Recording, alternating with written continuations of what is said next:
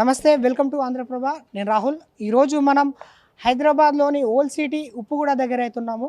ఇక్కడ కులగణన కాంగ్రెస్ ప్రభుత్వం నిర్వహిస్తున్న కులగణన ఈరోజు ఈ నెల 6వ తారీఖు నుంచి స్టార్ట్ అయిపోయింది. 6వ తారీఖు నుంచి 9వ తారీఖు వరకు ప్రతి ఇంటి దగ్గరికి వెళ్ళి ఎన్యూమరేటర్లు ఎంచుకున్న వాలంటీర్లు దాదాపు ఒక్కొక్కరికి 150 ఇండ్లను కేటాయించడం జరిగింది. వాళ్ళందరూ ప్రతి ఇంటికి వెళ్ళి 3 డేస్ అయితే స్టిక్కరింగ్ వేశారు. దీని తర్వాత నుంచి ఈ 9వ తారీఖు నుంచి స్టిక్కరింగ్ వేసిన వాళ్ళ ఇంటికి వెళ్ళి వాళ్ళ ఇంట్లో సర్వే చేయడం అనేది చేస్తున్నారు. అండ్ ఈరోజు ఒకవేళ స్టిక్కరింగ్ వేయని వాళ్ళు తర్వాత రోజుకు దీన్ని తీసుకొని స్టిక్కరింగ్ వేయడం అయితే జరుగుతుంది. ఇదే తరుణంలో మన ఓల్డ్ సిటీ వాళ్ళకి ఇక్కడ ఉన్న కొంతవరకు ఎంఐఎం పార్టీ ఇక్కడ చాలా వరకు ఉంటుంది కదా. ఓల్డ్ సిటీ హైదరాబాద్లో ఓల్డ్ సిటీ అంటేనే చాలా వరకు ఎంఐఎం పార్టీ. వీళ్ళు ఎంతవరకు సపోర్ట్ చేస్తున్నారు ఈ కులగణనకు అని చెప్పేసి మనం ఈరోజు ఇక్కడికి తెలుసుకోవడానికి వచ్చాము. అండ్ కొంతవరకు రెస్పాన్స్ చూసినట్టయితే వాళ్ళ ఫ్యామిలీ వాళ్ళు బయటికి రావడానికి కూడా కొంతవరకు సందేహపడుతుంటారు. అలాంటి తరంలో వాళ్ళు బయటికి రాకుండా ఈరోజు కొంతవరకు లెక్కలు చెప్పలేని పరిస్థితి, హౌస్ నెంబర్ కూడా చెప్పలేని పరిస్థితి కూడా మనం చూసినాము. అదే ఈ హైదరాబాద్లో నాకు ఇప్పటికీ తెలుస్తున్న వాతావరణం ప్రకారం ఎవరు కులగణనకు సపోర్ట్ చేసినట్టయితే నాకైతే కనిపించలేదు. ఖచ్చితంగా ఇది పరిస్థితి ఇక్కడ ఉన్నది. కులగణన చేయడం వల్ల సామాజికంగా ఆర్థికంగా ఎవరైనా ఉన్నారనుకో, ఈ కొంతమంది బడుగు బలైన వర్గాలకు చెందిన వాళ్ళు ఎవరు ఆర్థికంగా సరిగ్గా లేరో వాళ్ళ డీటెయిల్స్ మొత్తం తీసుకొచ్చి వాళ్ళకు న్యాయం చేయాలనే ఉద్దేశంతో బీసీ కులాలు ఎంతో ఉన్నారు, వాళ్ళకి ఏ విధంగా నష్టపోతున్నారనే విషయాన్ని కూడా ముందుకు తీసుకురావడం గురించి అని ఒక పెద్ద సంకల్పంతో ఈరోజు కాంగ్రెస్ ప్రభుత్వం ఈ కులగణన కార్యక్రమాన్ని అయితే నిర్వహిస్తుంది. అసెంబ్లీ ఎన్నికలు జరిగినప్పుడు సెంట్రల్లో పోటీ చేస్తున్న సెంట్రల్ నుంచి రాహుల్ గాంధీ ఒక హామీ అయితే ఇచ్చారు. మా పార్టీ అధికారంలోకి వస్తే ఖచ్చితంగా కులగణన చేస్తాము, దేశంని ఒక స్థానంలో నిలబెడతాము, ఆర్థికంగా సామాజికంగా ఎవరైనా బాలేని వాళ్ళకు ప్రతి ఒక్కరికి మా కాంగ్రెస్ పార్టీ ఆదుకుంటుందని చెప్పేసి చెప్పడం జరిగింది. అదే తరుణంలో ఈరోజు రాహుల్ గాంధీ ఇచ్చిన మాట ప్రకారం రేవంత్ రెడ్డి మన తెలంగాణలో కులగణన అనేది తీసుకొచ్చి ఇక్కడ ఆర్థికంగా సామాజికంగా లేని వాళ్ళకి ఖచ్చితంగా సాయం చేయాలనే ఉద్దేశంతో కులగణన చేశాడు.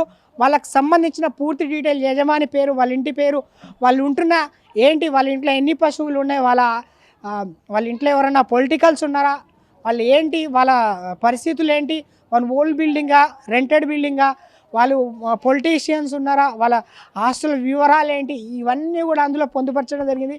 దాదాపుగా చాలా క్వశ్చన్స్ని ఒక బుక్లెట్గా 8 పేజీస్గా దీన్ని ఏర్పాటు చేయడం జరిగింది. ఆ బుక్లెట్లో వాళ్ళకి సంబంధించి పూర్తి డీటెయిల్ అడగడం జరిగింది. అదే తరుణంలో ఓల్డ్ సిటీలో ఈరోజు కొంతమంది సర్వే వేసి స్టిక్కర్లు అయితే వేశారు. దానికి సంబంధించి కొంతవరకే స్పందన వస్తుందని చెప్పేసి మనకు తెలుస్తుంది. కొంతవరకు వదిలేసే పరిస్థితి కూడా మనకు స్పష్టంగా కనిపిస్తుంది. వాళ్ళ నుంచి అయితే స్పష్టంగా కనిపిస్తుంది. స్టిక్కర్లు వేసినా కూడా దాన్ని పీకేసిన పరిస్థితి అయితే కొంతవరకు వస్తుందని చెప్పేసి ఉన్న ఎమ్యూనరేటర్లే చెప్తున్నారు. అది ఇక్కడ ఉన్న పరిస్థితి ఓల్డ్ సిటీలో. ఈ కులగణన సర్వే సజావుగా సాగుతుందని చెప్తున్న ప్రభుత్వం ఈ ఓల్డ్ సిటీని ఏ విధంగా తీసుకోబోతుందో మన ఎక్స్క్లూజివ్గా వాళ్ళని అడిగైతే తెలుసుకుందాం. ఉప్పుగూడలోని ఈ ఓల్డ్ సిటీలో కొంతమంది పబ్లిక్ అయితే ఉన్నారు. వాళ్ళకి ఈ సర్వే గురించి ఎంతవరకు అవగాహన ఉంది, వాళ్ళు ఈ సర్వేకి ఎంతవరకు మద్దతు ఇస్తారని చెప్పేసి ఒకసారి వాళ్ళని అడుగుదాం. सर नमस्कारम सर। नमस्कार। आप कितने साल से रह रहे सर यहाँ पे? यहाँ हमारा बचपना गुजर गया हैदराबाद में, ओल्ड सिटी के अंदर, समझे। मैं अच्छा को देखा, मगर क्या है, आप लोग आते, सर्वे करते, सब कुछ करते, मगर पब्लिक को कोई आराम नहीं मिला।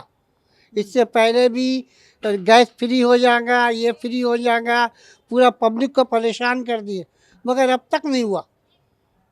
फिर बोलिए क्या करना। आपको घर को स्टिकर डाले सर? आज नहीं डाले? हाँ, आपको घर को स्टिकर डाले सर्वे का? हाँ डाले।